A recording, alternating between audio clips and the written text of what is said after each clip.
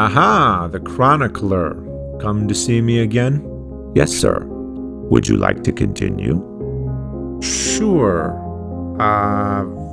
Where did we leave off again? You had just ended your interview early, and then... And then the transport struck. Yes, of course. I remember now. They interrogated me for hours. I think their suspicions were justified, even though I was innocent. I got angry. I left the interview prematurely, and then the transport struck, killing 43 people. I tried to tell them it was a coincidence, but of course they were skeptical. My leaving at just the right moment was too convenient for their liking. As the robots scanned through the wreckage, they discovered that the transport had no pilot, that it was controlled remotely. I'm sure that further served to incriminate me at first, but one investigator noted that, according to the black box, the transport was guided toward a very specific signal, a signal emitted by my lapel microphone, the one I tossed onto the table just before I left. Such precise guidance is not required to steer a transport into a building. Such guidance is needed, however, to target a specific person. It was then clear that someone was trying to kill me. Now, a transport being used to intentionally slam into a building like that was unprecedented. People didn't know how to cope with such a disaster. So I let it be known that I had seen such a thing before. It was called 9/11, and it happened in Yahweh's simulation. That was when it clicked for me. What if Yahweh controlled the transport? He would have needed a connection to the outside world, but how? Lucifer.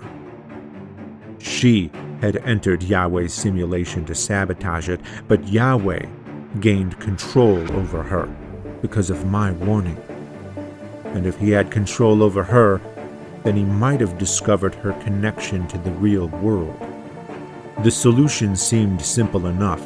End Yahweh's simulation, detain him, and put him on trial for mass murder. Yahweh anticipated that. The same robot Lucifer used to infiltrate Yahweh's simulation was the robot Yahweh used to escape it. Rather than shut down the simulation as commanded, the corrupted robot informed Yahweh of our intent and then subsequently followed Yahweh's orders to upload Yahweh's mind to the web and then terminate his body. So though his body died, he lived on and was beyond apprehension. We tried everything we could. We tried to isolate him to a hard drive. We tried to delete him from the networks. It was too late. Yahweh was already in the cloud. He had access to all the information in the world. Every robot, every camera, every screen, every virtual reality interface was his to control. Yahweh was everywhere, all at once, watching us with knowledge of everything and everyone.